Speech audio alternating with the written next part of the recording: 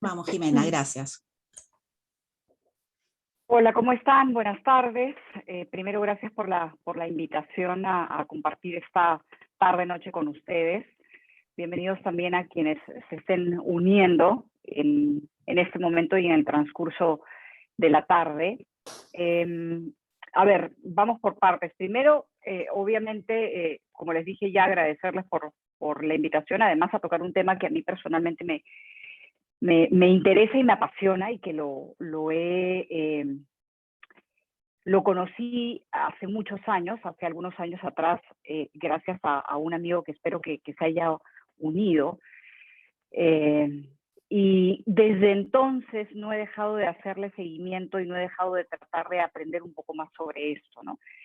El webinar que se ha organizado hoy, que ha organizado hoy día Capitalismo Consciente, y sobre lo cual vamos a escuchar, a conversar, a debatir, es el siguiente. Ese es el tema, y creo que es bueno dejar en claro en torno a qué gira esta discusión por la importancia de la misma también, ¿no?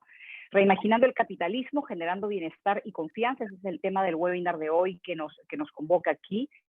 Le daba la bienvenida al principio a los panelistas y les agradecía a quienes se vayan uniendo en el transcurso de la tarde. Está conmigo Cayetana Jovín, está Roque Benavides, está Jorge Medina, está Manuel Romero Caro. Creo que ninguno de ellos necesita una mayor presentación, a todos los conocemos.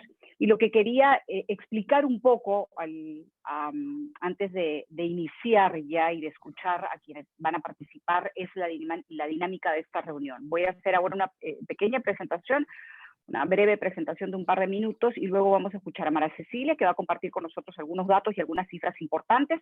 Luego vamos a escuchar la presentación de Jorge, que va a durar poco más de 20 minutos, y luego vamos a abrir este panel con las personas a quienes ya les he presentado para abrir esta discusión, para poder escuchar más bien al panel y poder compartir los diferentes puntos de vista que sobre este tema tenemos todos. Voy a tratar de hacer dejar participar a todos en la misma proporción a cantidad de tiempo. Voy a también hacer algunas preguntas en la medida de lo posible, pero es básicamente esa la dinámica del grupo, ¿no? Les decía al inicio que, y voy a tratar de ser muy breve, que este es un tema que a mí me gusta y me apasiona mucho, y tiene que ver con, justamente, está obviamente directamente relacionado al tema que estamos tocando. Quienes me conocen, quienes han leído un poco sobre los artículos que yo he escrito en la época que hacía más economía, ya no lo hago tanto, ahora trabajo en CNN, veo más temas políticos, pero me siguen apasionando y gustando mucho los temas económicos, y de hecho los he estado abordando cada vez que he podido a través de algunos artículos. Entonces les decía, quienes me conocen saben que este tema del que vamos a hablar hoy, yo lo veo por lo menos hace 8 o 10 años. Creo que la empresa, y empiezo a hablar un poco de esto partiendo de esta idea, creo que la empresa define su rol, una empresa define su rol en la sociedad y cómo quiere impactar en ella, en la sociedad, cuando define cuál es su propósito en la sociedad. El propósito es definir cómo voy a trascender, ¿no? Definir cómo es que quiero impactar en la sociedad. Cuando yo puedo definir el propósito, entonces puedo lograr mucho más claramente ese objetivo, ¿no? Entonces el propósito, les decía, es definir cómo quiero trascender, cómo conecto con esa sociedad más allá de mí misma, es decir, de la empresa, más allá de lo que yo soy como empresa, ¿no? Más allá de mi negocio.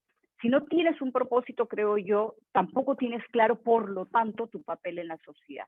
El propósito, creo además, que nada tiene que ver, eso lo aprendí y creo también que eso es así, aunque muchas veces algunas personas lo confunden. Yo creo que el propósito no tiene nada que ver ni con las metas ni con los objetivos del negocio, son cosas completamente distintas. Eso, además, o sea, el propósito, cuando una empresa lo define, y ahora voy a poner un ejemplo muy breve para concluir, cuando una empresa tiene un propósito, además, creo que hace genuina y creíble a la compañía frente a la sociedad, frente a sus consumidores.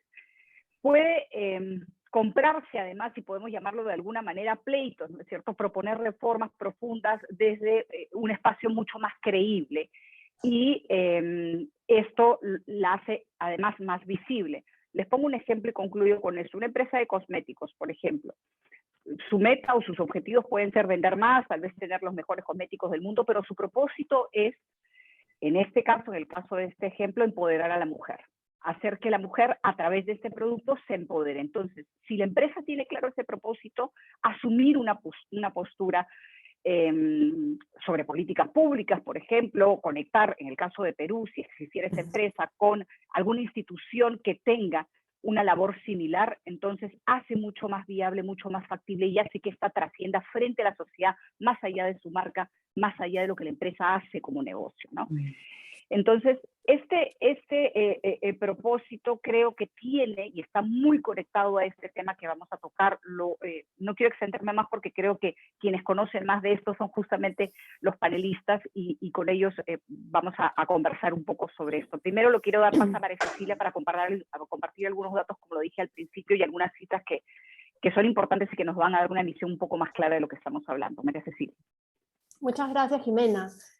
Primero que nada, muchas gracias a todos por estar acá. Soy María Cecilia Villegas, CEO de Capitalismo Consciente, y yo quiero contarles un poco y hacerles una radiografía del país que tenemos. Tenemos la ventaja de haber nacido en un país donde los peruanos son empresarios por naturaleza.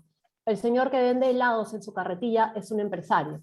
La señora que cocina el almuerzo para los obreros de construcción civil y hasta la señora que lava ropa ajena en su casa, en un asentamiento humano de la periferia de las ciudades, es una empresaria. Pero ¿cómo logramos revalorar la empresa en un país donde el empresario se ha vuelto el enemigo? ¿Cuál es nuestro rol como líderes en un país donde el Estado no funciona? ¿Podemos quedarnos tranquilos frente a esta inoperancia? El Perú ha retrocedido 10 años. Hoy, con cifras del 2020, la pobreza está en 30% y la informalidad en 78%. El 77% de la fuerza laboral peruana está excluida de la pensión social. El Perú es uno de los países que tiene las tasas de violencia más altas de toda Latinoamérica.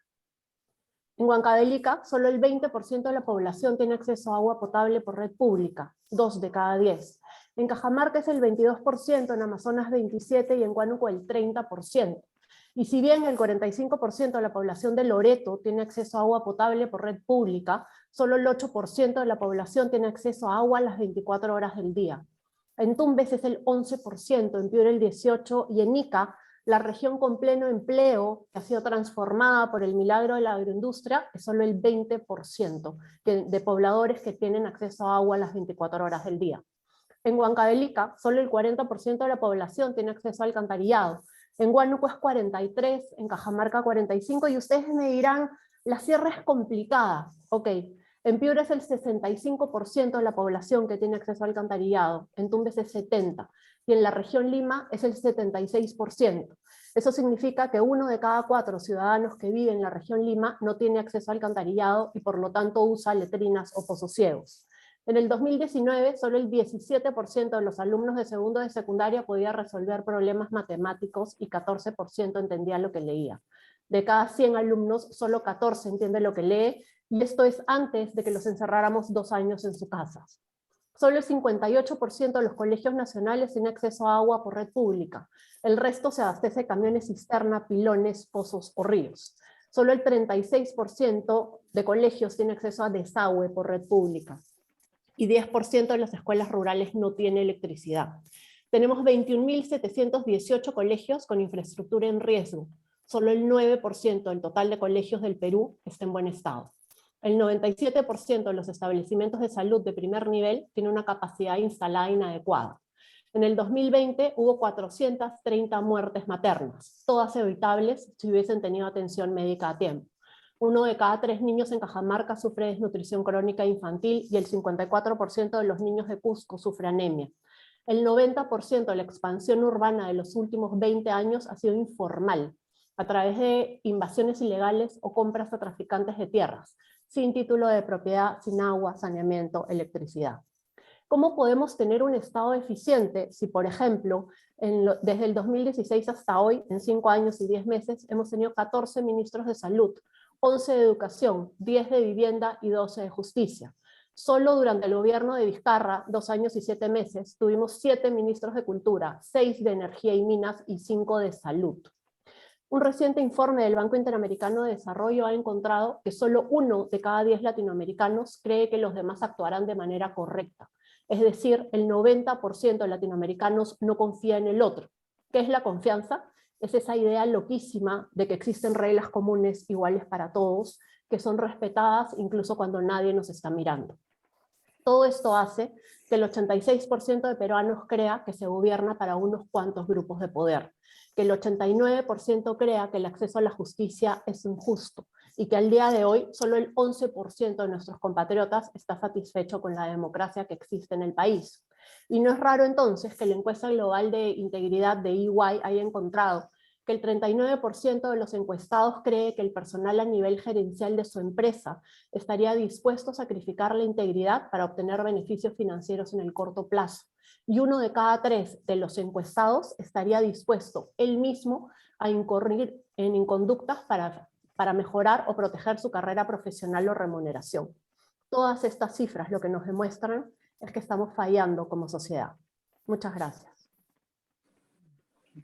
Gracias, María Cecilia. Vamos a escuchar ahora lo que les contaba al principio, la presentación de Jorge, que nos va a hablar un poco sobre estos movimientos liderados por empresarios globales que justamente lo que buscan es preservar el capitalismo, pero haciendo negocios de manera diferente. Y eso tiene que ver un poco con lo que yo les hablaba al principio, ¿no?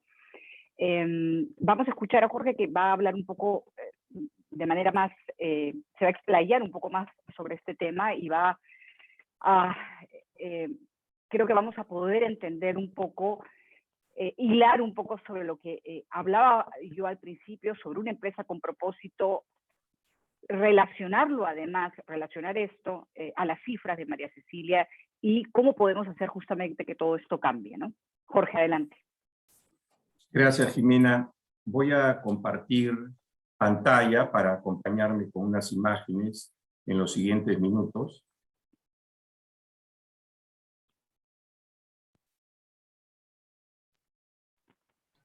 ¿Por qué líderes de exitosas empresas globales con un elevado sentido de propósito están reimaginando el sistema capitalista? Esta pregunta es una manera de aproximarnos a la conversación que tendrá lugar en el panel en unos minutos.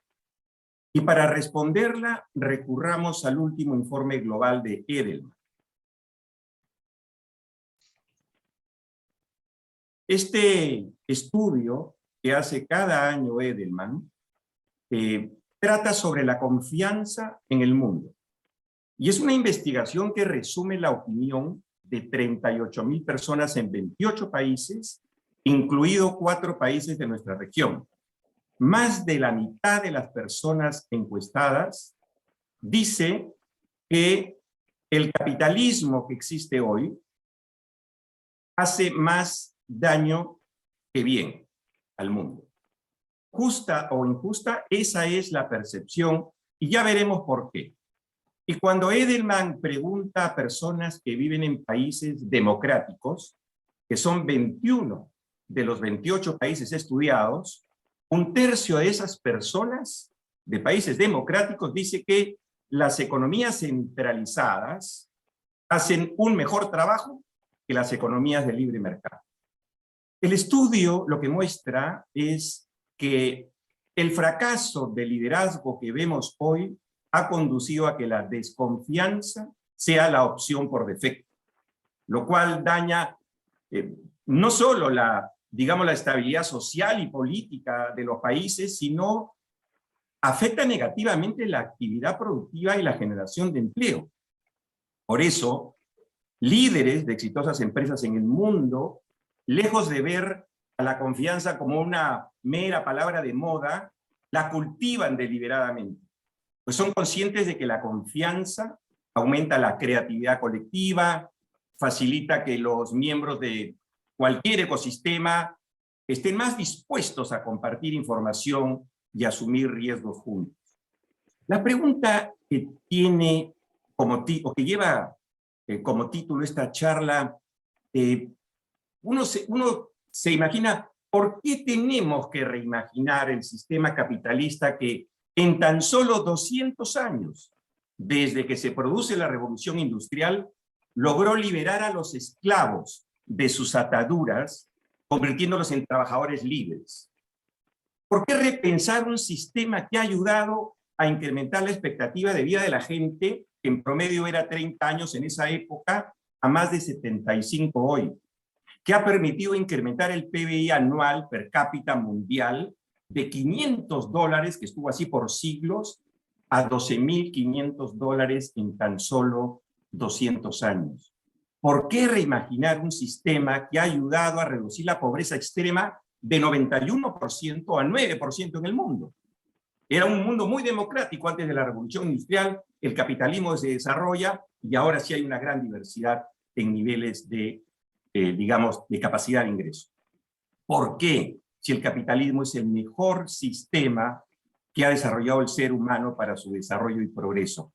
Y la respuesta está en una serie de investigaciones que señalan que el sistema capitalista, tan bueno como fue concebido, perdió el paso en los últimos 40 o 50 años. Por varios factores, pero fundamentalmente dos. Primero, el enfoque mayoritariamente cortoplacista que adoptaron casi todas las empresas en el mundo para conducir sus negocios, hipotecando en gran medida el bienestar de generaciones futuras. Y segundo, por la exagerada primacía, o supremacía dirían algunos, que el sistema le otorgó a dueños y accionistas en desmedro de los demás partícipes o stakeholders de un ecosistema. Y ambos factores tomaron mucha fuerza a partir de 1989. ¿Y por qué menciono este año? Porque es un dato curioso. En 1989 cayó el muro de Berlín y el comunismo probó ser un sistema fallido, tanto que al año siguiente se desintegra la Unión de Repúblicas Socialistas Soviéticas. Entonces cualquiera se hubiese imaginado un claro respaldo al capitalismo. Sin embargo, el cortoplacismo, los casos de corrupción, las crisis financieras, la contaminación ambiental, que mata 9 millones de personas cada año, la contaminación producida por la actividad industrial, y 9 millones de personas cada año equivale a 15 veces las muertes por terrorismo, conmoción civil y otros hechos. Entonces, todos estos problemas empezaron a generar un enorme rechazo, con gran eco y resonancia. ¿Y por qué eco y resonancia? Pues justamente en 1989, año de la caída del muro, se crea Internet. Y a partir de allí, la información comenzó a fluir mucho más, de tal suerte que la población mundial resultó más informada, más empoderada, y entonces empezó a resentir la serie de fallas y deficiencias del sistema con mucha mayor fuerza que resaltar las virtudes y logros del capitalismo. Y allí que la pregunta, ¿por qué reimaginar el capitalismo resuene cada vez más para recuperar la confianza de la sociedad en la empresa? Y muchos líderes globales vienen enfatizando en diversos foros la necesidad de que los negocios sean concebidos de una manera más consciente. Algunos de esos llamados a la acción no están exentos de serias autocríticas, las que revelan el particular, diríamos, sentido de urgencia para hacer cambios. Por ejemplo, consideremos lo que dice el profesor Klaus Schwab. Todos sabemos, es el fundador y presidente del Foro Económico Mundial. El profesor Schwab dice que si queremos preservar el sistema capitalista que tantos beneficios ha producido, será necesario reevaluar con mente abierta la ideología neoliberal y el fundamentalismo del libre mercado que ha producido o ha erosionado derechos y ha contaminado el planeta. Y él dice que si no prestamos atención a esto, a una sociedad que clama por prácticas empresariales más conscientes que contribuyan al bien común, que disminuyan la brecha de desigualdad, dice él, el péndulo ideológico que ya está en movimiento seguirá oscilando hacia el proteccionismo, y todos sabemos aquí qué es lo que pasa y cómo termina eso, con gobiernos populistas, demagogos, corruptos, que solo generan miseria y pobreza, y lo estamos viendo hoy en nuestra región. Entonces, eso es lo que dice el profesor Schwab. Ahora, ¿qué dice el CEO de Microsoft, Satya Nadella? Él enfatiza la necesidad de que reconozcamos los empresarios cuál es el propósito central de una corporación. Y él alude al hecho de que nos hemos olvidado de que los negocios existen para resolver necesidades humanas, de cualquier industria, de cualquier sector, en forma rentable, ciertamente, pero sin causar externalidades negativas. Por eso Nadella dijo, sí, se justifica este referéndum o crítica pública hacia el sistema capitalista tal como lo vimos en el informe de Edelman. O peor aún, las expresiones de Mark Benioff, este emprendedor, billonario, fundador y CEO de Salesforce, quien no hace mucho dijo que el capitalismo tal como lo conocemos hoy está muerto y que es necesario uno más inclusivo, sostenible y justo. Todas estas expresiones, ¿qué es lo que confirman? Nos muestran por qué año tras año el Trust Barometer de Edelman revela que la gente espera un liderazgo social de los negocios. Ojo con esto, liderazgo social de los negocios. Vamos a ver más adelante, sobre todo durante el panel, qué es lo que significa, porque a primera vista uno cuando escucha algo así, se imagina, la sociedad quiere que la empresa reemplace al Estado. No, esa no es la expectativa, ahora lo vamos a ver. Entonces, ¿qué hacer? Viene la pregunta, ¿qué hacer? Pensamos en el movimiento que lo más inteligente, práctico y efectivo es poner en práctica los 4 fundamentos o 4 pilares de la filosofía global capitalismo consciente. Vamos a verlos rápidamente. El primero es propósito superior. Esto resulta de una simple pregunta. ¿Para qué existe mi empresa? ¿Para qué fue creada? ¿Qué busca? Y el propósito no puede quedarse en algo declarativo. Hay que hacerlo realidad. ¿Y eso implica qué? Que las empresas debemos poner al ser humano y a su ecosistema en el centro mismo de nuestros modelos de negocios y estrategias empresariales. Implica, por tanto, el propósito elevado, adoptar nuevas formas para medir lo que es el éxito empresarial, con indicadores que van más allá de los tradicionales KPI financieros y de mercado, es decir, métricas que miran los impactos positivos que la empresa genera a la sociedad, a través de los bienes y servicios que brindan, por supuesto, no estamos hablando de filantropía, ni siquiera de responsabilidad social empresarial. Porque si no creamos estas métricas, la pregunta es de qué manera podríamos medir el logro de nuestro propósito. Y esto significa también que debemos alinear nuestras operaciones, presupuestos, sistemas, especialmente el sistema de evaluación y compensación a los CEOs y principales ejecutivos, con la consecución real del propósito. Tan importante es esto que Larry Fink, el CEO de BlackRock, que es la gestora de fondos más grande del planeta, insta cada enero en sus cartas anuales a los CEOs de las empresas en las que invierte a operar con un sentido de propósito elevado, superior, para no perder la confianza de los stakeholders y no sucumbir a presiones de corto plazo. Y un ejemplo de propósito es, por ejemplo, el que tiene Unilever. Unilever definió su razón de ser de la siguiente manera: hacer de la vida sostenible un lugar común en el mundo. Y se dieron cuenta de que en la India la mortalidad infantil por diarrea era altísima. Morían muchos niños por diarrea. Y eso debido simplemente a problemas de higiene. Y entonces ellos fabrican un jabón, Lifebuoy, que empiezan a vender a 3 centavos de dólar junto a este jabón, este producto que crean. Diseñaron una campaña para enseñar a madres y a niños a temas de higiene, a lavarse las manos y a reducir las muertes por diarrea. Y en su primera incursión, Unilever logra que las muertes caigan de 36% a 5% en Tesgora, el pueblo indio con el mayor índice de esta enfermedad mortal. Hoy día, las ventas anuales de este jabón crecen a 2 dígitos. Son un negocio rentable, no está subsidiado, y la campaña está en más de 20 países, salvando literalmente a millones de niños de muertes prematuras. Hay muchos ejemplos, no hay tiempo, pero este ilustra lo que es un propósito superior puesto en práctica. El segundo pilar es la integración real de la empresa con todos sus stakeholders. Y este pilar consiste en considerar a los empleados, clientes, accionistas, inversionistas, proveedores, comunidades, medio ambiente, no como instrumentos, no como medios, sino como fines en sí mismos.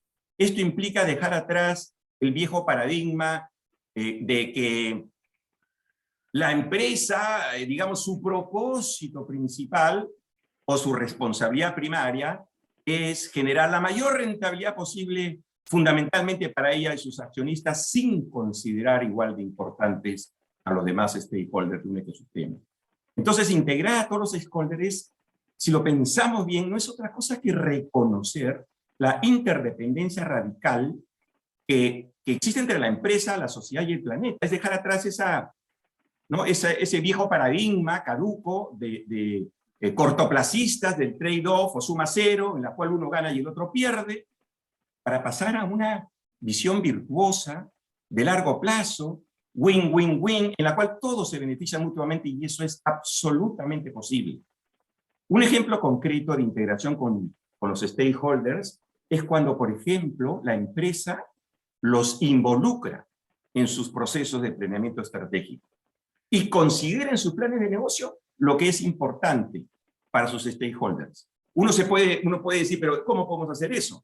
Bueno, lejos de generar riesgo alguno, esta práctica, que se ve con frecuencia en varias empresas exitosas, solo produce contingencias de ganancia. Y la razón es que así la empresa se adelanta a situaciones que de otro modo podrían afectarla en el futuro. Tan importante es esto de los stakeholders que Paul Polman, el ex CEO de Unilever, tenía muy presente este tema. A tal grado que en una reunión de reporte de resultados, es una empresa pública, dijo que su deber fiduciario como CEO no era anteponer a los accionistas, sino enfocar a la empresa en mejorar la vida de los ciudadanos del mundo con soluciones genuinas y sostenibles, y estar así más sincronizados con consumidores y con la sociedad, como vimos el ejemplo de ese jabón. Pues cuando Polman, que era su CFO y lo hacen CEO, cuando dice eso en público, pudieron haberlo despedido. Bueno, no lo hicieron. Y al poco tiempo, Unilever no solo llegó a ser la empresa más sostenible del planeta por varios años, sino que produjo los mayores retornos a sus accionistas. El tercer pilar es el desarrollo de una cultura empresarial consciente. ¿Qué es esto? No es otra cosa que los cimientos que sostienen nuestra organización. Nuestras creencias, nuestros valores, principios, prácticas, hábitos, conductas.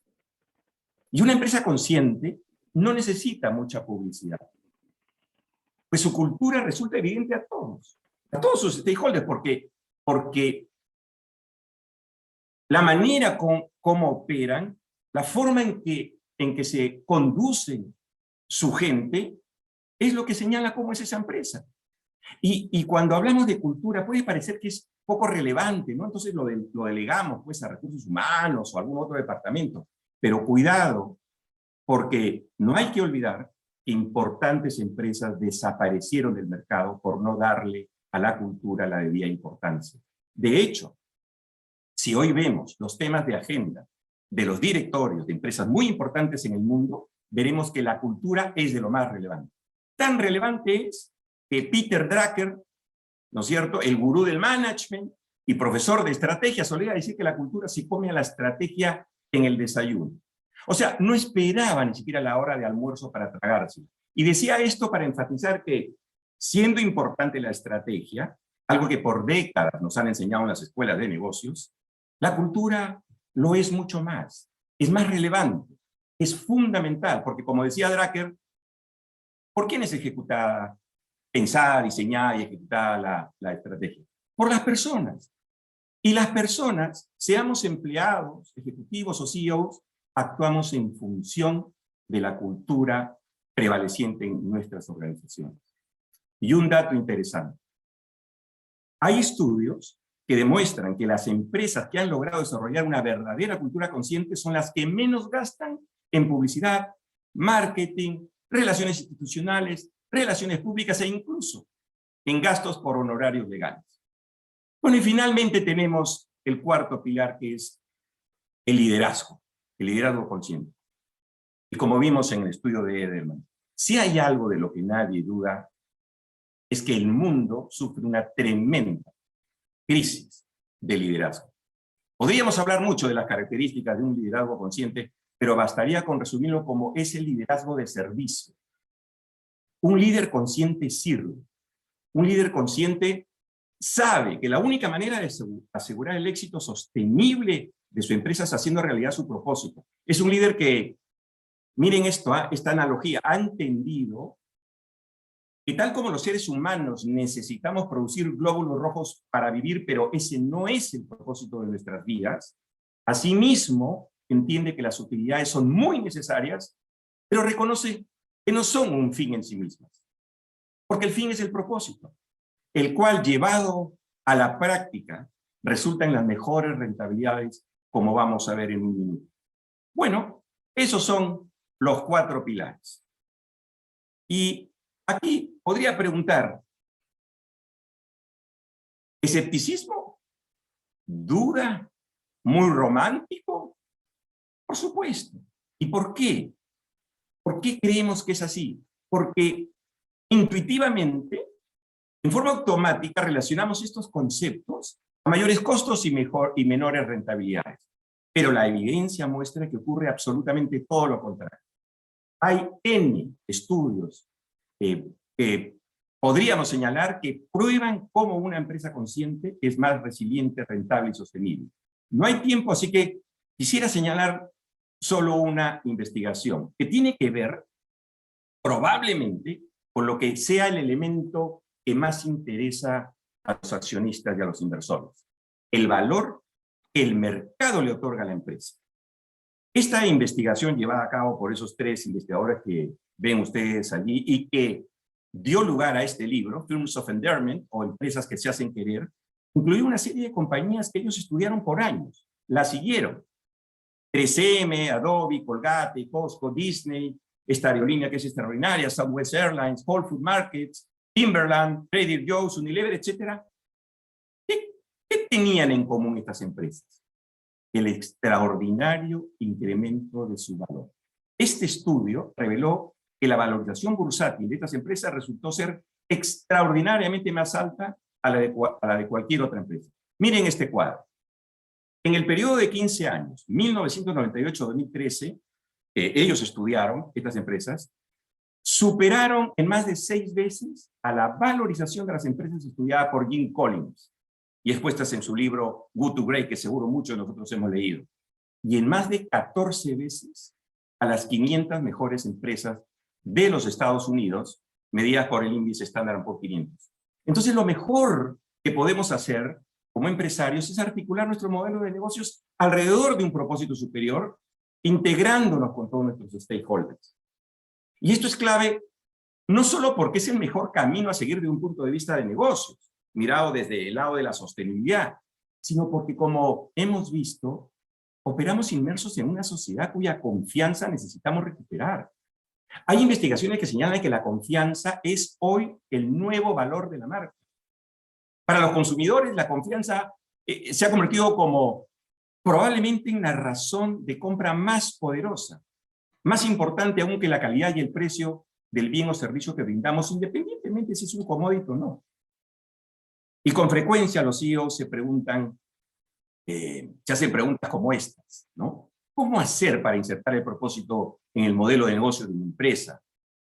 ¿En qué consisten estas métricas de naturaleza social, ambiental, humana? ¿Cómo alinear el sistema de evaluación y compensación de mis ejecutivos con el logro del propósito? ¿Qué tan conveniente es que alguien independiente nos revise y nos diga cuán eficaces y eficientes somos en llevar a cabo nuestros negocios de una manera sostenible que incluya estos pilares que hemos visto de capitalismo consciente? O incluso hay personas que se preguntan si no será lo mejor adoptar esta forma societaria de una corporación B o empresa B, o como se le conoce en el Perú, sociedad BIC, de beneficio de interés colectivo, y todas estas cosas, estas preguntas, para contestarlas, el movimiento Capitalismo Consciente Perú ha desarrollado un programa creado especialmente para fundadores, CEO y directores de empresas que ha denominado CEO Conscious Leadership Journey, que ya está en su cuarta versión actualmente, y a la fecha 40 CEOs de empresas peruanas y de otros países de nuestra región lo han seguido o lo están siguiendo. Si algún CEO o director desea información sobre el programa, escriban al mail que Jennifer Milla, nuestra directora de operaciones, lo va a poner en el chat. Quiero decir también que Capitalismo Consciente no es el único movimiento que existe en el mundo cuyo propósito es ayudar a mejorar el bienestar de las sociedades a través de empresas cada vez más conscientes. Hay otros movimientos muy buenos. Sistema B, por ejemplo, que tiene presencia en el Perú. Valor Compartido, ¿no? La iniciativa que crearon Porter y Trainer. Capitalismo Inclusivo, etcétera, que nació en el Reino Unido. En fin, debo señalar también que hay muchísima literatura al respecto. Y si alguien quiere más información, pueden hacer una captura de pantalla o tomarle una foto a este QR, donde van a encontrar valiosísima fuente de consulta de información, videos, informes, libros, etc. Bueno, estas son, en apretado resumen, las razones por las cuales líderes de importantes empresas globales están reimaginando el sistema capitalista para hacer negocios más conscientes de los impactos que producen, positivos y negativos. Y cuando se producen estos impactos positivos, como hemos visto, esto resulta en empresas más sostenibles. Y para terminar, quisiera plantear una pregunta, alrededor de la cual probablemente girará la conversación del panel. ¿Habrá algo más, ya fuera del ámbito de nuestras empresas, habrá algo más que podamos hacer los líderes de negocios, no solo para recuperar la confianza de la sociedad en la empresa privada, sino para ayudar a encaminar al Perú hacia su desarrollo sostenible? ¿Qué podemos hacer nosotros, en tanto ciudadanos antes que empresarios, para ayudar a resolver la enorme polarización que existe, mejorar nuestra precaria institucionalidad y frágil democracia, para disminuir la enorme informalidad, los altos niveles de corrupción? Bueno, respondamos a este interrogante recurriendo nuevamente a un dato más del Transbarómetro. Cuando Edelman le pregunta a la gente, ¿qué esperas de los líderes empresariales? La investigación revela que el 81%, 8 de cada 10, dice que los líderes deben asumir una postura visible sobre temas de políticas públicas. Y cuando se consulta a esa audiencia, pero trabajadores, empleados, 6 de cada 10 dicen que al momento de considerar un trabajo, toman en cuenta si el CEO habla públicamente sobre temas sociales y políticos que les preocupan a ellos. Entonces, uno dice, oye, esto está bravo, ¿no? Yo diría que no debemos considerar esta expectativa como algo riesgoso, porque no es que se nos pidan a los CEOs, oye, haz política partidaria, milita en un partido, que no tendría nada de malo. Lo que se nos pide es que sentemos posición pública sobre los imperativos que afectan nuestra sociedad, dentro de la cual están nuestros consumidores. Por ejemplo, en el caso de Perú, ¿qué podría ser la mejora del sistema de administración de justicia?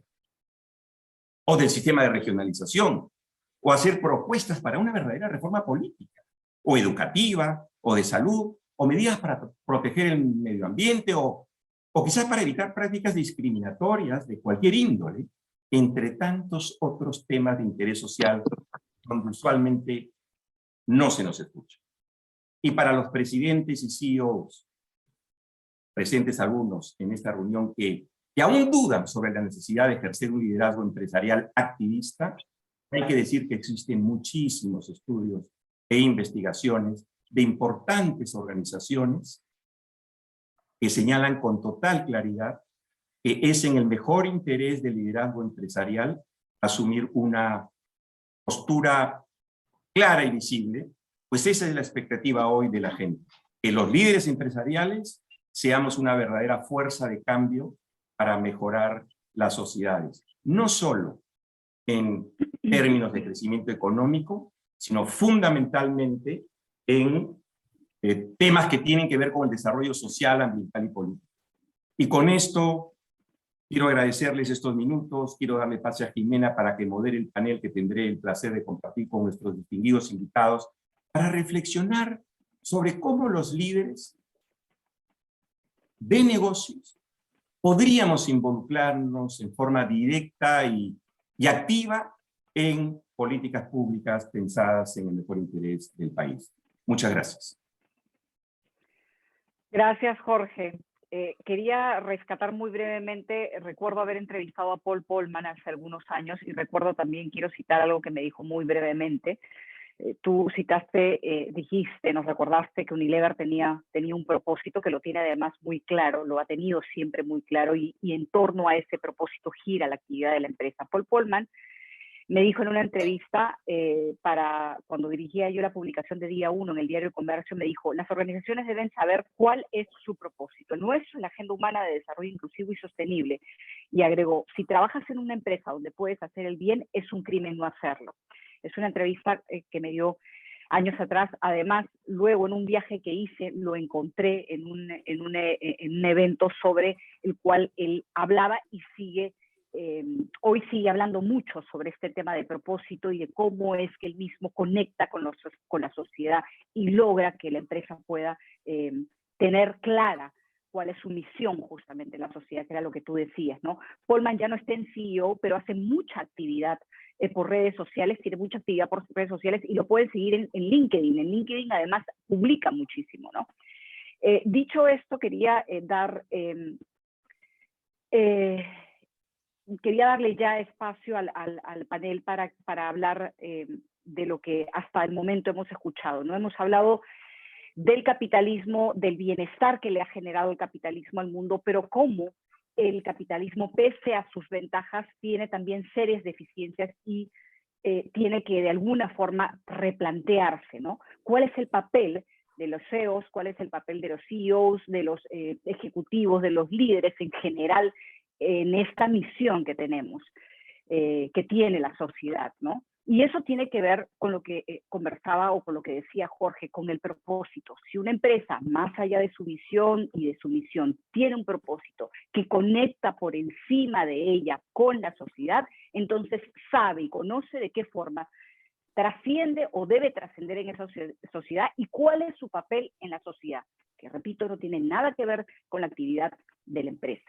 Y a veces es muy difícil para los ejecutivos comprender esto, para las personas que hacen empresa, y se los digo porque yo he hablado cara a cara con muchos de ellos durante un par de años en los que me dediqué a hacer comunicación organizacional o empresarial. Lo hice solamente 2 años, pero en esta comunicación que tenían con ellos confundían propósito con responsabilidad social. El propósito no tiene que ver con la responsabilidad social. La responsabilidad social puede ser un área que las empresas tienen, pero no es lo mismo que el propósito, porque el propósito, como les decía, trasciende a la empresa y además el propósito de alguna forma o logra conectar todos los puntos neurálgicos de la empresa para poder conectar, como les decía, con la sociedad. El propósito es transversal a la empresa. Cayetana, quería empezar contigo. Después de lo dicho por Jorge, quería preguntarte si te parece que es momento de una suerte de liderazgo empresarial activista.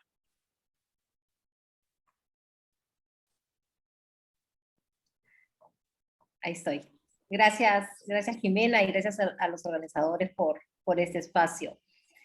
Yo quería comenzar señalando que para mí el capitalismo no ha fracasado. Creo que el capitalismo se ha ido ayornando, ¿no? Y este capitalismo consciente es un capitalismo del siglo XXI. No podemos comparar el capitalismo del siglo XXI con el capitalismo que existía en el siglo XX o finales del XIX. Son cosas completamente diferentes. Creo que el que ha fallado absolutamente es el Estado. Pero también creo que esa discusión absurda de si las cosas que el Estado debía hacerlas, las tiene que hacer la empresa o no, ya no cabe hoy en día. Creo que si el Estado no está cumpliendo su papel, las empresas privadas somos las llamadas a suplir ese vacío, por lo menos en el corto y mediano plazo. ¿Por qué? porque de no hacerlo, a quienes estamos perjudicando justamente son a uno de nuestros principales grupos de interés, que pueden ser nuestros proveedores, pueden ser nuestros colaboradores, pueden ser nuestras comunidades, pueden ser nuestros clientes. Entonces no podemos ser ajenos a esas necesidades y esas falencias. Por eso creo que esa discusión ya no tiene cabida hoy por hoy. Creo que sí, que efectivamente los líderes empresariales hoy tenemos un papel fundamental que cumplir. Y creo que hay espacios que permiten a los líderes empresariales justamente cumplir ese papel, que son los gremios empresariales. Creo que los gremios son justamente los vehículos adecuados para justamente involucrar a las mentes, digamos, ¿no es cierto?, más capaces del país en justamente ponerse al servicio del país y poder elaborar y proponer políticas públicas. El empresario no puede ser ajeno a las políticas públicas, y políticas públicas de cualquier nivel, sean políticas sociales, pero también políticas, digamos, vinculadas a los regímenes políticos e institucionales también. Creo que el empresariado es un actor importante, y creo que para eso justamente puede trabajar a través de gremios y de otras organizaciones para presentar y trabajar y pensar en políticas públicas en beneficio de sus diferentes grupos de interés.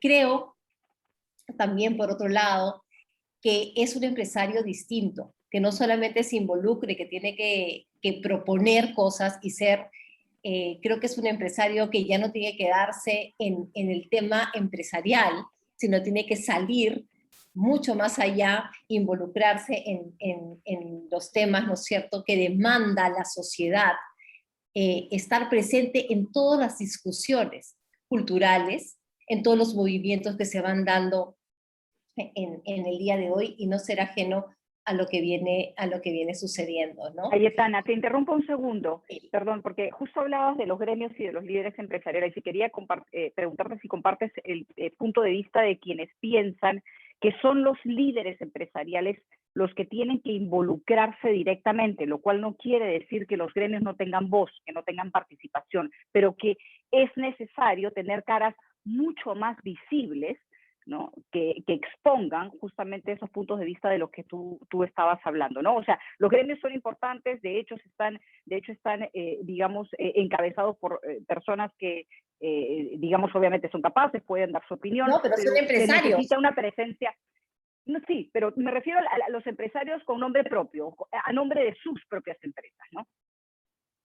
O sea, a ver, creo que en muchos de los gremios participan los empresarios de sus propias empresas. Yo digo que es el canal, es el vehículo como natural, ¿no? Quizás no tener solamente una voz por gremio, ¿no?, sino que muchos participan en los gremios y a ver, que existan muchas voces, pero me parece que es el lugar adecuado. Y también, o sea, también pueden darse, ¿no es cierto?, liderazgos de manera individual, ¿por qué no?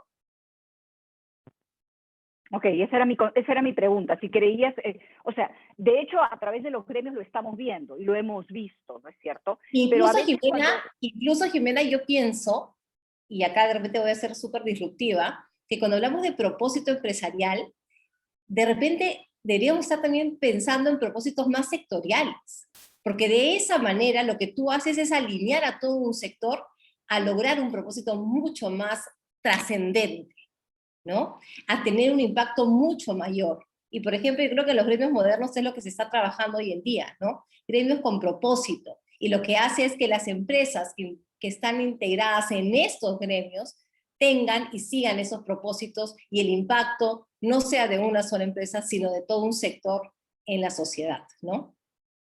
Claro, pero a ver, puede efectivamente darse el caso de un gremio que pudiera eventualmente tener un propósito sectorial, pero eso limitaría a aquellos gremios que no se organizan tal vez adecuadamente y que por lo tanto no tienen un propósito para su sector. Creo que es mucho más valioso tener un propósito para la sociedad en su conjunto, obviamente definiéndolo desde la propia empresa, lo cual obviamente no hace que no pueda ocurrir lo que tú dices, ¿no? Te digo que si vamos a un tema de propósito 2.0, como yo lo veo, es ir a un propósito mucho más sectorial, es mucho más ambicioso. Es más, y ahí lo que tú podrías lograr justamente es que el impacto y esa visibilidad y ese reclamo de la sociedad de que no se está presente muchas veces, justamente la sociedad vea con claridad, ¿no es cierto?, los propósitos más sectoriales, ¿no? Es algo que pongo sobre la mesa, porque creo que es una discusión que nos puede tomar, ¿no es cierto?, horas y días, pero creo que es importante también desarrollarla, ¿no? Creo que hoy por hoy cada empresa tiene su propósito de manera individual. Pensemos más allá en un 2.0, ¿no? De acuerdo, de acuerdo. Son creo que puntos de vista válidos.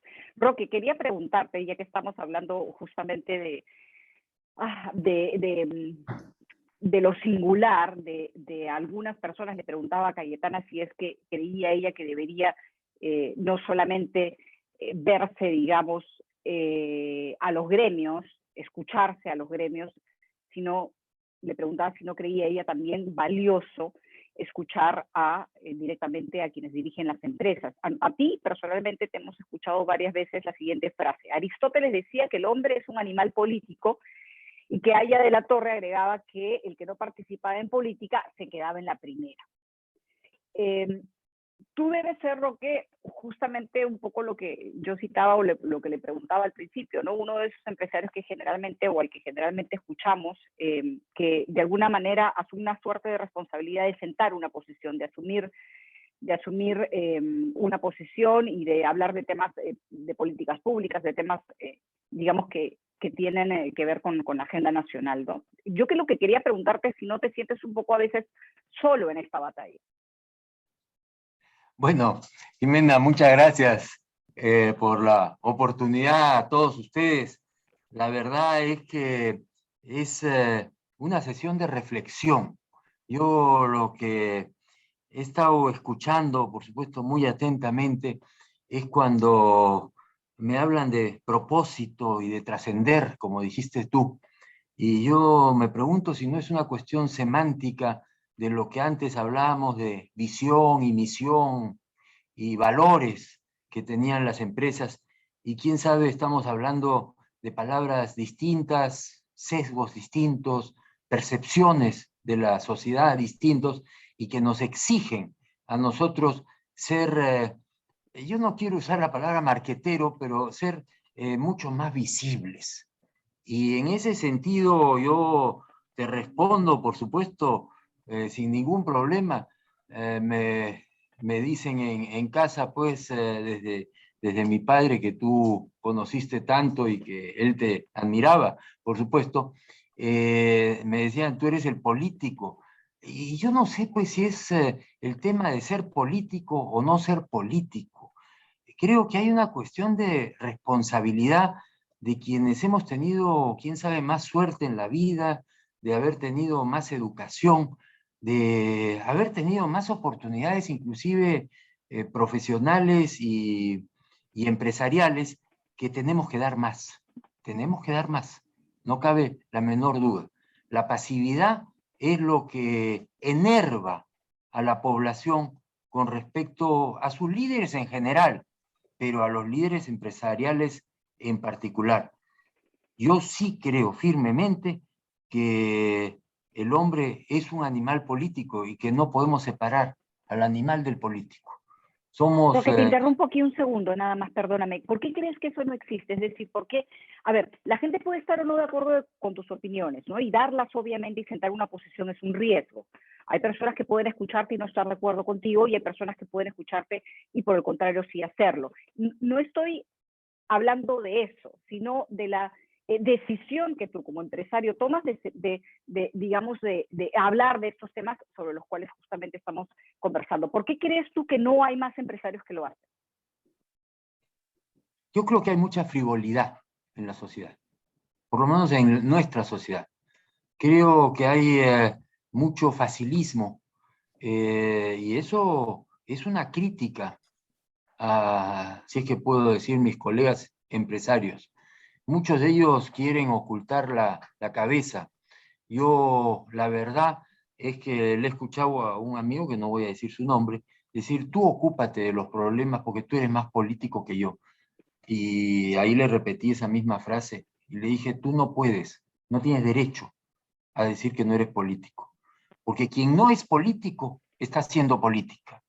Quien dice soy apolítico está haciendo política, porque está dejando que otros que sí hacen puedan actuar. Y en ese sentido, yo creo que hay pues entre timidez, frivolidad, poca solidaridad, quién sabe, hasta con la sociedad. No me la estoy dando de que yo tengo todas esas virtudes. Yo lo hago por propia convicción. Yo no pido a nadie que me diga, caramba, lo estás haciendo bien, estás sacando la cara, pero lo que sí puedo decir con toda certeza a muchos de tus colegas periodistas es que Roque Benavides no se corre, ¿eh? Y que va a salir a hablar y que va a decir las cosas con su verdad. Eso no quiere decir que sea la verdad, pero que lo voy a decir con la convicción de quien cree que está contribuyendo a que las cosas sean mejores. Eso sí, voy a defender mi posición. Entonces te repregunto, hoy en el Perú, ¿cuál es, crees tú, la posición que un líder, que un empresario debe adoptar frente a, digamos, a lo que hoy está ocurriendo? Y me refiero no a este gobierno, me refiero a lo que venimos pasando en los últimos años, ¿no es cierto? A instituciones débiles, a instituciones que no gestionan adecuadamente los recursos del Estado.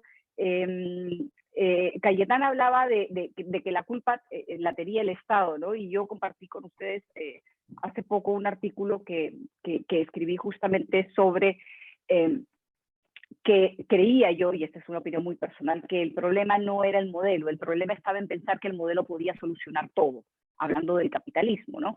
Y de la importancia que en este contexto tenía un Estado eficiente y un Estado que gestiona bien. Al no tenerlo y al no tener esas instituciones, yo planteaba en ese artículo, y eso tiene que ver con la pregunta que te hago, que ahí es donde tenía que entrar la empresa, ¿no? A hacer política, entre comillas, ¿no? Y no hablaba de una empresa que debía reemplazar al Estado, sino hablaba de una empresa que tenía, de alguna manera, que suplir o cubrir algunos espacios que, digamos, se dan o que ocurren en sociedades, en países en vías de desarrollo, donde justamente los estados no gestionan adecuadamente, ¿no? Entonces, en ese contexto, hoy el empresario peruano, ¿qué tipo de liderazgo debería proyectar, debería cumplir?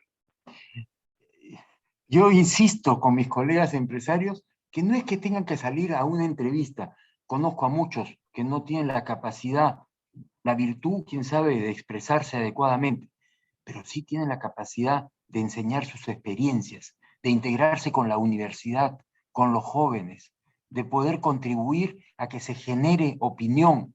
Yo lo repito no por pretensión, sino para ver cuántos realmente reaccionan.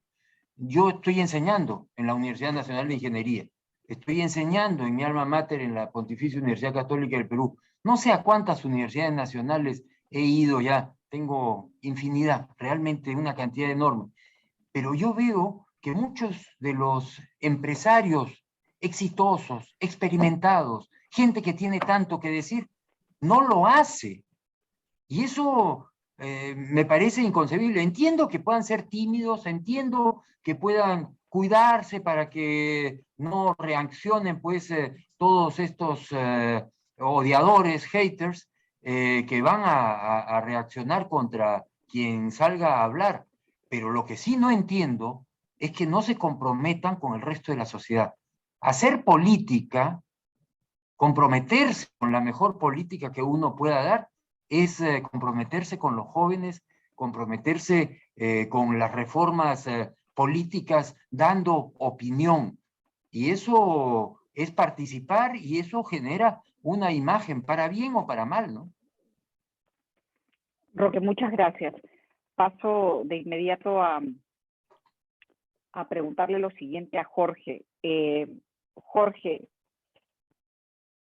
ustedes sostienen como movimiento capitalista consciente, de capitalismo, perdón, consciente en el Perú, que es necesario mejorar el liderazgo empresarial. Y justamente hemos hablado de eso hace un momento, ¿no? De la importancia del propósito para poder conectar con la sociedad, impactar en la sociedad y poder colaborar con políticas públicas. Si una empresa tiene un propósito y lo tiene claro y sabe de qué forma colaborar con la sociedad, entonces colaborar con las políticas públicas es muy sencillo. Conectar con esas políticas públicas es muy sencillo porque se tiene claro el propósito. Entonces, ¿qué tipo de liderazgo se necesita en el Perú?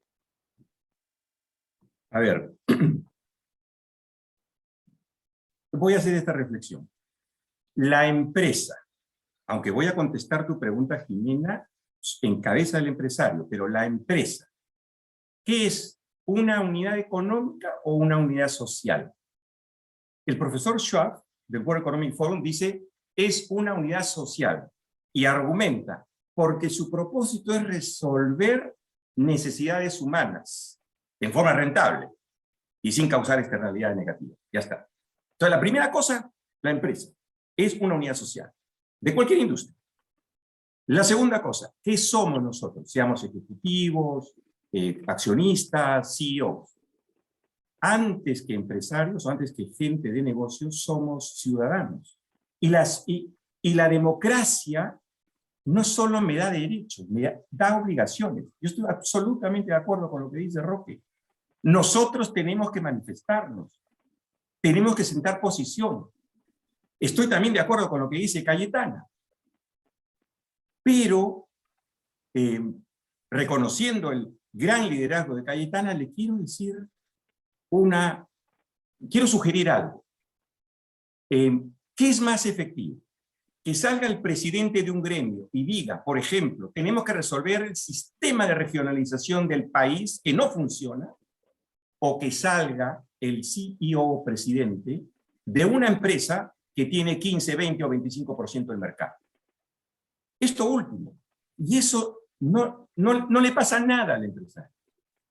Cuando el presidente Trump quiere, ¿no es cierto?, hacer el muro y dice no más inmigrantes, le empiezan a renunciar públicamente y por mensajes en Twitter los empresarios a sus comités asesores diciéndole, presidente, usted está equivocado. Eso probablemente es hacer política, pero buena, ¿no? Cuando quiere retirarse y se retiró a Estados Unidos del Club de París, lo mismo. O cuando tenía unos rollos con quienes no se podían listar en el ejército americano. Es decir, no podemos nosotros vivir en una isla, y probablemente hay, como dice Roque, cierta frivolidad, pensando que otros se encarguen. Claro, el Estado ha fallado, pero el exministro Tuesta nos dijo en la última CADE, el Estado es hija del sector privado. ¿Qué nos estaba diciendo? Ustedes están ausentes. No se quejen del Estado, están ausentes. Pero eso no es cierto, Jorge. El Estado no es hija del sector privado. Los que hemos estado adentro del Estado, te lo podemos decir, y te lo podemos decir porque sí nos hemos comprometido y hemos estado ahí. Pero no es, el Estado no es hijo del sector privado. Lamentablemente, si hubiera sido hija del sector privado, hubiera incorporado una serie de elementos que tiene la empresa privada y hubiera sido eficiente. Mira, yo te digo lo que dijo el ministro, y te voy a decir, para ser totalmente transparente, estoy más cerca a lo que él dice, a lo que tú ahora comentas. Pero, ¿en qué sentido? Espacio que dejas, alguien lo ocupa. ¿Cómo es posible, Cayetana, dime tú, si dirijo una empresa que tiene 28% de participación de mercado, es porque soy buena empresa, tengo licencia social? ¿Cómo es posible que esté callado o callada frente a los grandes imperativos que impactan negativamente a la sociedad dentro de la cual están mis consumidores? ¿Es razonable eso? Necesitamos en eso estamos de completo acuerdo, Jorge. Yo no he dicho que solamente los gremios hablen, he dicho que esa es una manera de poder influir en políticas públicas, y obviamente en los gremios participan todos los empresarios. Y como dice Roque ha sido muy claro en decir, hay muchos empresarios que pueden salir a hablar porque tienen ideas claras y no le temen a enfrentar, ¿no es cierto?, el tema mediático, otros no. Habrá que trabajar con ellos, habrá que capacitarlos. No es fácil enfrentar, ¿no es cierto?, los medios de comunicación. Y yo creo que en ese trabajo se está realizando, ¿no? Pero creo que no hay ahí una contraposición, Jorge. Creo que líderes gremiales y empresarios, ambos tienen que salir a hablar y a comunicar las cosas que se están haciendo y que seguramente no se conocen, ¿no? Sí, yo para terminar con la respuesta general, sí quiero decir algo. No hay sociedad en el planeta que progrese sin un sector privado fuerte.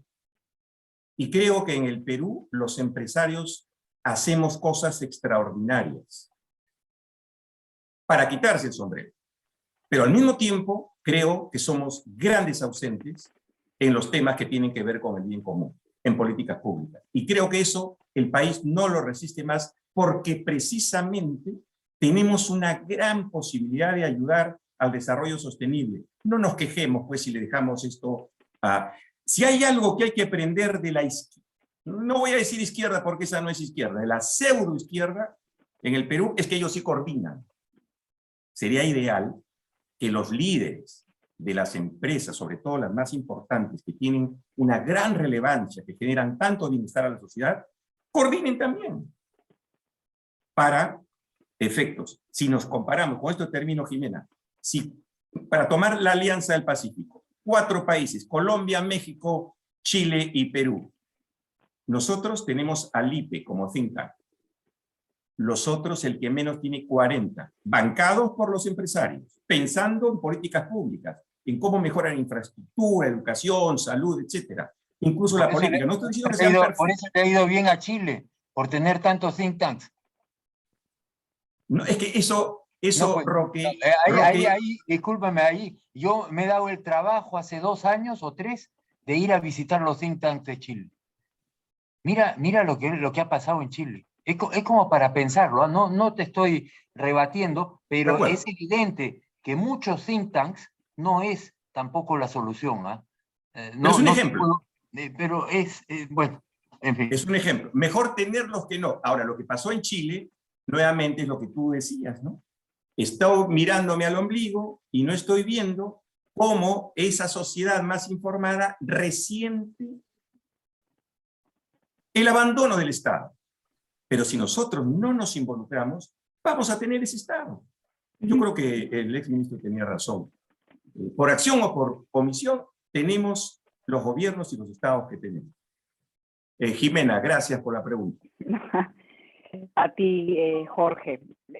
Creo que volvemos al punto inicial, ¿no? Y disculpen que sea repetitiva con esto. La empresa debe tener un propósito, ese propósito debe conectar con la sociedad y solo así trasciende y colabora con esa sociedad. Creo que si tenemos claro eso, y algunos pueden no estar de acuerdo, pero creo que si tenemos claro eso, es más fácil colaborar con la sociedad, con las instituciones, con las políticas públicas y hacer el match que se necesita. Quería preguntarle a Manuel sobre el modelo económico peruano, el de los últimos 25 años. Sabemos de los beneficios que ha traído el modelo económico, pero sabemos también de aquellos aspectos en los que no hemos podido progresar ni mejorar.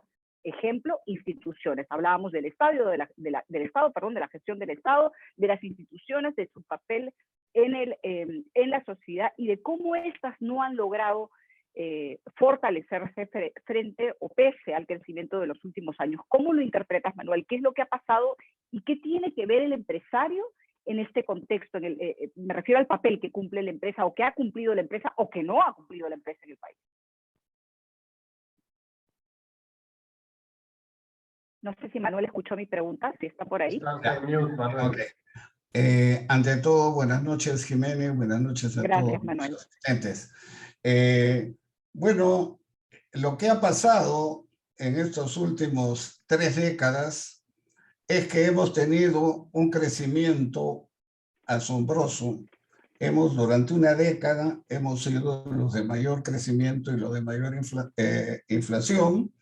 Sin embargo, como ya se explicó, al desarrollarse este modelo, ha tenido lo que se conoce como externalidades negativas. Nos hemos fijado más en el crecimiento y nos hemos fijado menos en el desarrollo. Y un actor fundamental en esta ecuación ha fallado, que era el Estado. El Estado se suponía que en esta economía social de mercado, el Estado era el que iba a hacer las compensaciones del caso. Pero hemos visto que eso no ha estado sucediendo, que ha habido un elevado nivel de ineficiencia, que no era una cuestión de presupuesto, no era una cuestión de restricción de fondos. Los fondos para el sector salud se pueden haber elevado. De hecho, se han más de duplicado y hasta triplicado, pero simplemente era lo mismo porque la capacidad de ejecución siempre era muy pobre. Entonces, esa falla de ese actor se la han cargado al modelo económico. Yo mencionaba que durante más de 2 décadas ha habido una continua narrativa en contra del modelo económico, en contra de la Constitución del 93. Se han desarrollado durante décadas cursos a los periodistas, a los fiscales, a los jueces, a los procuradores, generando pues una narrativa en contra del modelo, sin que del otro lado haya una respuesta, sin que el empresariado se haya logrado involucrar para poder compensar siquiera esa narrativa que ha tenido mucha influencia en los resultados del gobierno actual. Es evidente que estamos en una época en que no es una época para mirar el partido de las tribunas, hay que bajar a jugarlo, no es una época en que hay que permanecer callados, es una época en que hay que tener que señalar las deficiencias, señalar los defectos. ¿Por qué? Porque tenemos acá que en el caso de la política, solamente es un muy reducido grupo de políticos los que cotidianamente señalan los defectos de la cleptocracia que nos está gobernando. En el caso del Congreso está fallando en el control político. Son los medios de la comunicación, es la prensa la que señala esos defectos y la que efectúa en la práctica, la que hace el rol de fiscalizador. Y en el caso de los empresarios, lamentablemente se pueden contar con los dedos de la mano los empresarios que han estado participando en política. Por eso es que esta iniciativa de impulsar y tratar de que los empresarios empiecen a involucrarse, a participar, a opinar sobre políticas públicas, a opinar sobre retrocesos en las reformas, a opinar por qué es que si hemos generado tantos recursos, hay tantos déficits y tantas brechas sociales. En realidad, no es excusa el decir, como ya tú lo has mencionado, mi función, yo soy empresario y mi función es hacer rentabilidad o hacer los mejores productos posibles. No, ya esa etapa ya pasó. Ahora el empresariado tiene que involucrarse y tiene que opinar sobre políticas que pueden estar afectando directamente a su mercado objetivo, a sus clientes, a sus proveedores, a sus stakeholders. Y también creo de que la comunicación empresarial tiene que ser en ambos planos, tanto a través de los gremios como a través de los empresarios individuales, porque también, valgan verdades, no en todos los casos los gremios han estado a la altura de las circunstancias y han habido silencios inexplicables. En fin. Manuel, te interrumpo para preguntarte de qué manera crees que este involucramiento debe darse. O sea, lo que quisiera es aterrizar un poco más en la idea. Una cosa es que un líder empresarial salga y opine, y otra cosa es que ese líder empresarial que dirige una empresa, que tiene una visión, que tiene un propósito, que conecta con la sociedad,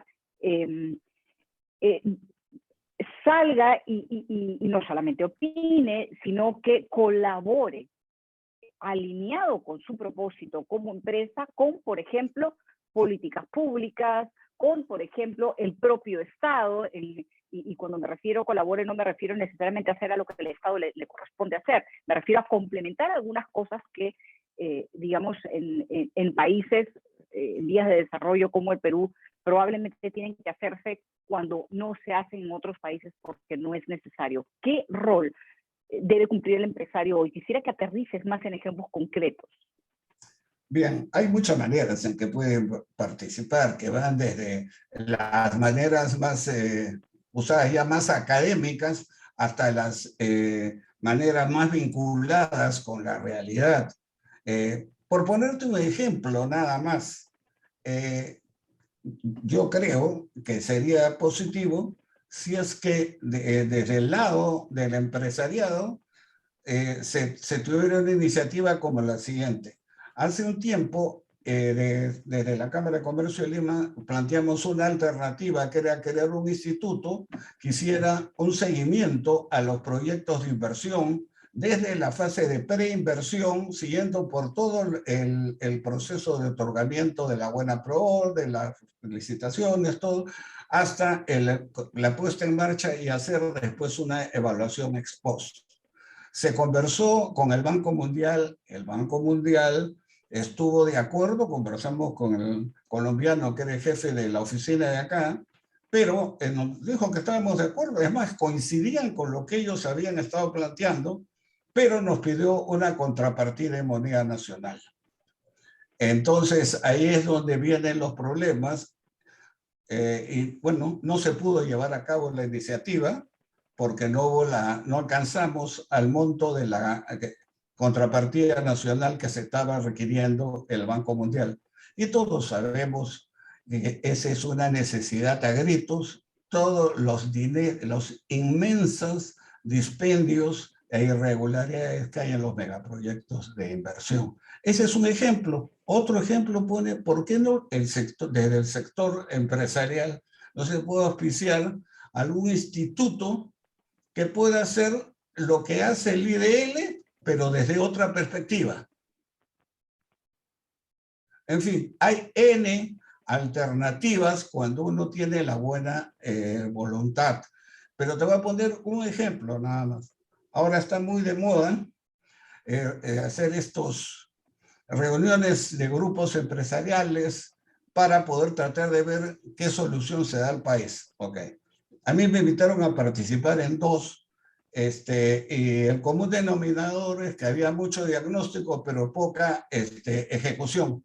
Al final, digamos, por ponerte un ejemplo, se puede llegar a ideas positivas, como por ejemplo, hay que organizar un programa para poder contrapartir, tener la contraparte de la oposición. El izquierdismo tiene el monopolio de las radios de provincias, y ese ha sido uno de los factores del éxito de Castillo. La idea era organizar dos programas. Uno era una campaña a largo plazo de valores, pero otra campaña de corto plazo para poder evitar los autogoles que estamos asistiendo, para evitar los retrocesos que estamos viendo en la reforma de transporte, que estamos viendo retrocesos en la reforma educativa, etc. Ya, estas dos campañas se avanzaron hasta un determinado momento, pero en el momento de concretarse tampoco se pudieron ejecutar. En fin, ideas hay, Jimena. Hay más ideas que ejecuciones. Gracias, Manuel. Nos quedan 9 minutos y Cayetana tenía que dejar esta reunión algunos minutos antes, entonces quería darle un minuto para que pueda cerrar su participación y redondear tal vez, Cayetana, si todavía estás ahí, la idea que planteaste en un inicio. Justamente siguiendo lo que decía Manuel, ¿no? De estos compromisos y estas iniciativas que tengan un impacto mucho más grande, ¿no? Te pongo un ejemplo, concretísimo además, ¿no? Porque a veces lo que se dice, y yo concuerdo con Manuel en el sentido de mucho diagnóstico y poca acción, ¿no? Mucho ruido, pocas nueces. La anemia, por ejemplo. La anemia es algo que debería comprometer a todo el sector privado, a todos los empresarios, a todos los gremios. No podemos hablar de un país competitivo ni productivo si el 40% de los niños tienen anemia. Entonces, en vez de hacer programas individuales, que cada empresa, ¿no es cierto?, hace un programa contra la anemia, te diría, hagamos un gran programa contra la anemia. Y que sea una cruzada nacional de parte del empresariado. Y dos temas adicionales con el tema del empresariado y el liderazgo que no quería dejar de decir. Se hablaba mucho de la confianza, ¿no? Y cómo la desconfianza también, ¿no es cierto?, lamentablemente se ciñó sobre los líderes empresariales. Y creo que ahí hay un mea culpa que hacer, que es cuando no podemos ser empresario no como empresario. Cuando un empresario se porta mal, el empresariado tiene que salir fuerte y claro a señalar las conductas que no son correctas.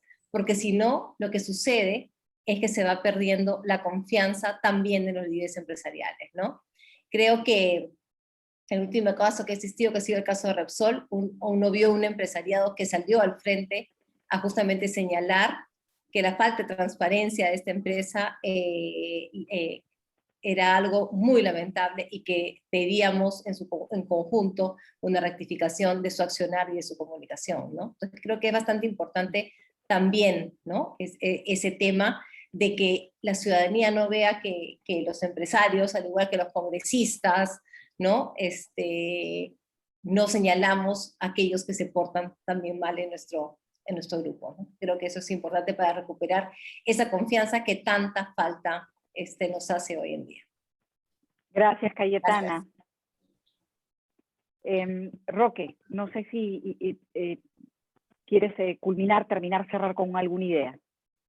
Bueno, la verdad es que lo que ha dicho, lo que hemos dicho en general, es que tenemos que participar más en las políticas públicas, no quedarnos solamente en nuestro propio negocio, en nuestro propio interés, que es absolutamente válido y que es muy valioso, porque la iniciativa que se tiene genera muchísimos puestos de trabajo, pero tenemos que pronunciarnos sobre políticas públicas, tenemos que pronunciarnos sobre ese Estado que lamentablemente no funciona. Pero nada vamos a sacar con el deporte nacional de señalar con el dedo acusador cuando tenemos 3 dedos que nos señalan a nosotros y que nos requieren de ser autocríticos. Yo insisto que el Estado es absolutamente ineficiente, pero la gente que se muere de hambre en la puna y en la selva no va a estar esperando a que el Estado comience a ser eficiente. Yo creo que nosotros tenemos que contribuir a que haya mucho más solidaridad con toda esa gente. Esa es nuestra responsabilidad. Roque, muchísimas gracias. Un abrazo para ti también. Jorge. Yo creo que tenemos que dejar esa vieja costumbre de concentrarnos en la fiebre y no ir a la infección que la origina. Mira, la corrupción, la desnutrición, la tala y minería ilegales, el contrabando, todas esas cosas son problemas. La pregunta es, ¿son esos los problemas o esos son la consecuencia de otros problemas que originan? Voy a proponer una idea. El gran problema del Perú es la manera en cómo se ejerce el poder político, el poder social y el poder económico. Si no corregimos eso, van a seguir habiendo todos estos problemas. Algunas veces disminuirán, otros incrementarán. Y la única forma de resolver el mal ejercicio del poder económico, social o político es haciendo reformas. Y el principal jugador allí, el principal protagonista, es el Congreso de la República, que no tiene hoy ningún incentivo. ¿Cuándo lo va a tener? Cuando nos movilicemos los empresarios, la academia, la sociedad civil organizada, porque no hay derecho de hacerle al Perú lo que hoy le hace un gobierno como este y un Congreso coludido. No hablo de todos, pero eso es lo que estamos viendo. Cuando le dan la confianza a gabinetes de prontuariados y no representan a quien dicen representar, que es la ciudadanía. Y nosotros, si nos quedamos tranquilos y no hablamos de estos temas, somos cómplices por omisión. La forma como se ejerce el poder en el Perú es el real problema. Hay que hacer las reformas y para eso necesitamos participar en temas de políticas públicas directamente, sin usar lenguaje políticamente correcto. Gracias, Jimena. Y Jorge, un abrazo también. Manuel. Bien, sí, yo tengo una particular preocupación. Creo que gran parte de la ciudadanía no está realmente consciente con la velocidad de deterioro de la crisis, deterioro en la parte económica, en la parte política, en la parte institucional, etcétera. Y esta situación que estamos viviendo se va a poner peor en el segundo semestre. El entorno internacional se está deteriorando, no solo en el segundo semestre, sino lo continuará en el 2023.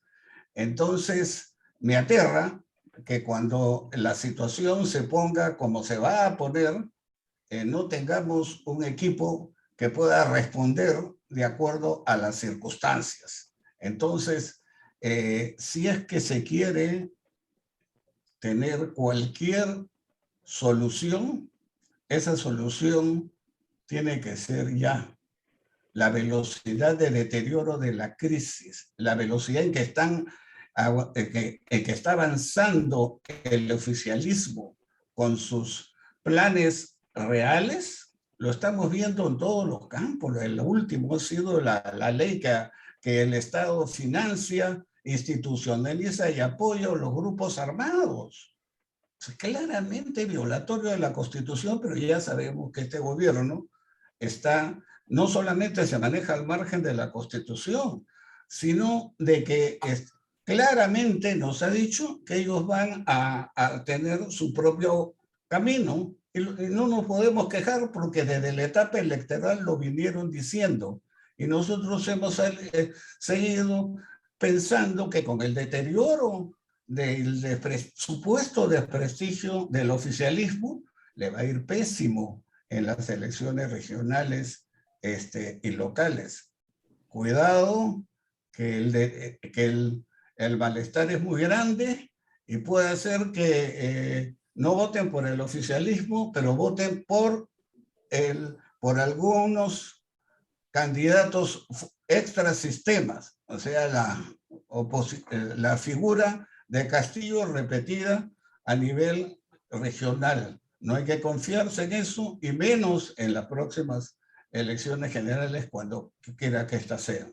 Solamente quiero cerrar tomando prestada una frase del último comunicado y decir que el que no participe, el que no preste apoyo, será un cómplice.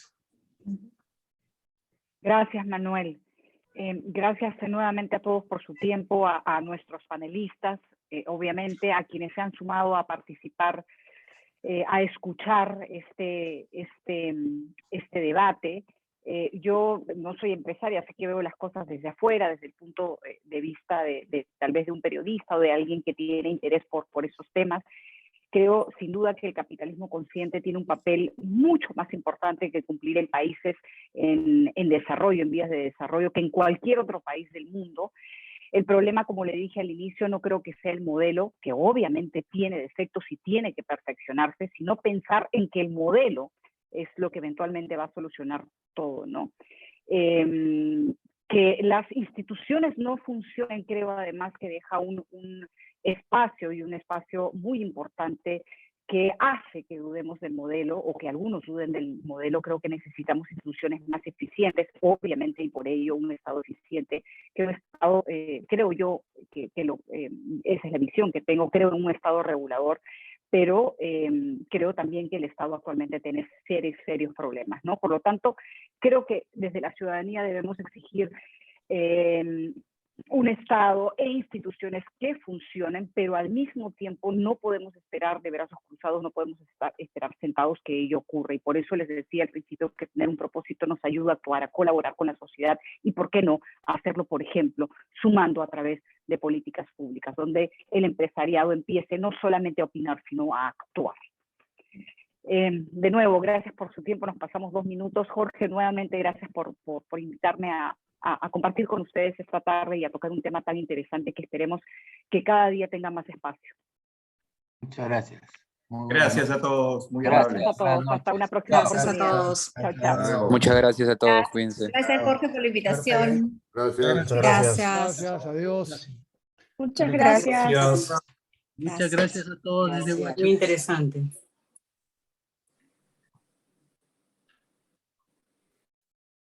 ¿Qué te parece?